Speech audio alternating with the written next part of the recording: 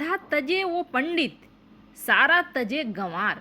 जरूरत से ज्यादा चालाक बनने वाले लोग सब कुछ गंवा देते हैं और समझदार आधा में जहां संतोष करते हैं, तो ऐसे लोग पूरा गंवा कर भी चैन नहीं पाते हैं। यही हाल चीन का हो गया। अब आखिर यूरोपीय यूनियन की बैठक में चीन के खिलाफ कौन सा फैसला हो गया? तो दूसरी तरफ समर्थ को नहीं दोष गोसाई। भारत की अभी इतनी ज्यादा जरूरत है अमेरिका को कि अमेरिका ने अपने उस नियम में बड़ा बदलाव कर दिया है जिसको लेकर चीन खुश हो रहा था कि भारत के ऊपर प्रतिबंध लगेंगे। अमेरिका की तरफ से कौन सा ऐसा बयान आया है जो अर्दोगन को चिढ़ाने वाला है? तो वहीं दूसरी तरफ इजराइल अब सब पर भारी पड़ चुका है। इजराइल ने वह टेक्नोलॉजी हासिल कर ली है जो कि भारत को भी रोक सकती है। इसके अलावे बहुत कुछ। आइए जानते हैं इन खबरों को विस्तार से। एक गंजा हमेशा यह चाहता है कि सारे गंजे हो जाएं। वही हाल अर्दोगन का है। अर्दोगन इस वक्त ये चाहते हैं कि अगर उनके ऊपर S-400 खरीदने के लिए प्रतिबंध लगे हैं तो भारत के ऊपर भी लगे। और कहीं ना कहीं चीन भी मन में ही खुश हो रहा है कि भारत के ऊपर भी ये प्रतिबंध लगेंगे। लेकिन अमेरिका ने अब तो साफ साफ ऐलान करके चौंका दिया चीन को भी और अर्दोगन को भी। शीर्ष अमेरिकी राजनयिक ने एक बड़ा बयान दिया है और उस बयान को यह माना जा रहा है कि अमेरिका का विजन है। दरअसल काटसा नाम का प्रतिबंध जिससे आजकल दुनिया के कई देश डर रहे हैं, ये काटसा वही प्रतिबंध है जो कि तुर्की के ऊपर अमेरिका ने इस वक्त लगाया है।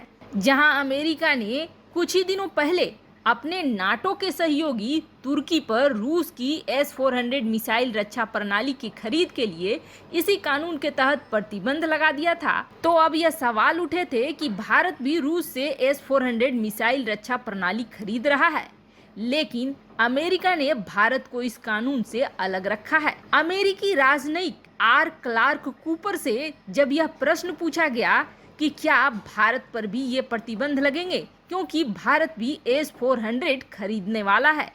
ऐसे में जब अक्टूबर 2018 में भारत ने रूस के साथ S-400 वायु रक्षा प्रणाली की 5 यूनिट को खरीदने के लिए रूस के साथ $5 अरब के समझौते किए थे, तो कूपर का कहना है कि यह कानून भारत जैसे देशों के लिए नहीं है। भारत अमेरिका का भागीदार और साझेदार है। ऐसे में अपने सहयोगियों पर किसी भी तरह की दंडात्मक कार्रवाई अमेरिका नहीं करने वाला है।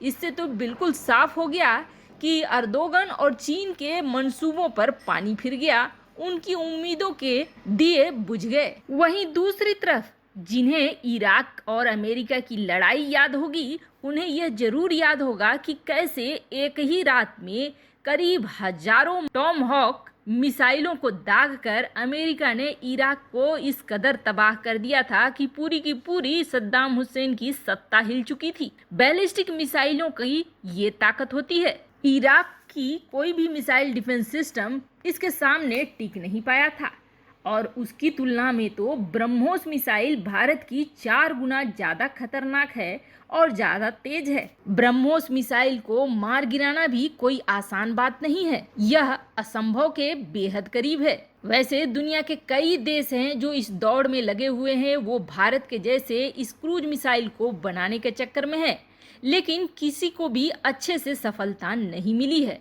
ब्रह्मोस की बात को छोड़ भी दें तो साधारणतः क्रूज मिसाइलों को रोकना एक बटन दबाने वाला काम नहीं है। दुनिया का कोई भी देश यह नहीं कहता है कि वह क्रूज मिसाइलों को रोकने में सक्षम अपनी टेक्नोलॉजी को विकसित कर चुका है, लेकिन इजराइल वह देश है जो टेक्नोलॉजी के मामले में बहुत ही उन्नत है और खासकर हथियारों के मामले में तो वह दुनिया को चौंकाता रहा है। इजराइल ने समय समय पर ऐसे ऐसे हथियार निकाले हैं जो कि पूरी दुनिया के लिए एक उदाहरण बन गया है। ऐसे ही नहीं, इजराइल 6 दिन में 6 देशों को हरा देता है। इजराइल ने बड़ा दावा करा है कि उसने दुनिया के किसी भी घातक क्रूज मिसाइलों को रोकने की क्षमता विकसित कर ली है।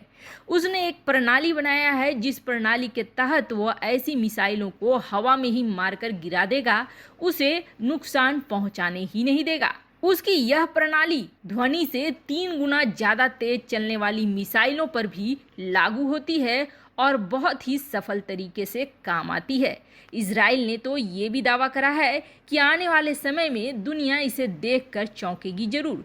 वैसे इजराइल की बातों में बिल्कुल सच्चाई है। इजराइल ने इसका नमूना अजरबैजान आर्मेनिया की लड़ाई में भी दिखा दिया था, जहां उसने अपने ड्रोनों का इस्तेमाल लड़ाई के लिए बखूबी एक नए तरीके से किया था। वहीं दूसरी तरफ लगता है जैसे मर्केल की विदाई का दिन तय हो गया है और यूरोपीय यूनियन चीन के ऊपर पूरी तरीके से हावी होने के लिए तैयार हो गया है। हो भी क्यों ना, चाचा जिनपिंग कितने दिनों तक इस तरह से तानाशाह बने घूमते फिरेंगे। यूरोपीय संघ बहुत मायने करता है चीन के लिए, खास तौर पर आर्थिक नीतियों के लिए। आप सोचेंगे कि यूरोपीय संघ अगर कुछ करता है तो चीन की क्या बिगाड़ लेगा?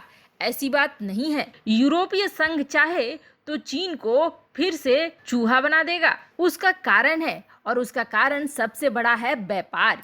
यूरोपीय संघ बहुत बड़े व्यापार का हिस्सा चीन के साथ करता है और अब उसी यूरोपीय संघ ने चीन के खिलाफ एक बड़ा कदम उठा लिया है।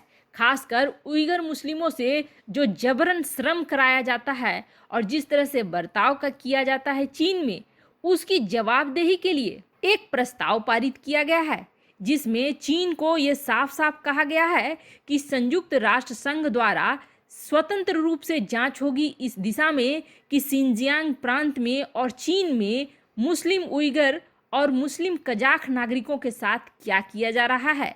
क्या चीन सचमुच अमानवीय व्यवहार कर रहा है और अल्पसंख्यकों के साथ धार्मिक और संस्कृति पर मनमानी कर रहा है? क्या सचमुच यातनाएं दी जा रही हैं? और क्या चेहरे तक को पहचान करने वाले कैमरे और मोबाइल फोन स्कैनिंग की जा रही है? इन सभी के बारे में संयुक्त राष्ट्र संघ को स्वतंत्र रूप से चीन जांच करने दे, नहीं तो यूरोपीय संघ अपने हिसाब से फैसला लेगा। जाहिर सी बात है, अपने हिसाब से फैसला लेने का अर्थ है पहले तो आर्थिक रूप से कमर तोड़ी जाएगी चीन की, और उसके बाद भी नहीं माना तो आपको बता दें यूरोपीय संघ में कई नाटो देश हैं और ये वही नाटो देश हैं जो अमेरिका के समर्थक हैं। ऐसे में अमेरिका जैसे चाहेगा वैसा चीन के साथ होना शुरू हो जाएगा। वैसे आपको क्या लगता है, इजराइल ने जो ताकत हासिल करी है उसका फायदा भारत को मिलेगा? कमेंट कर अपनी राय जरूर बताएं। जल्द मिलते हैं अगले वीडियो में नई खबर के साथ।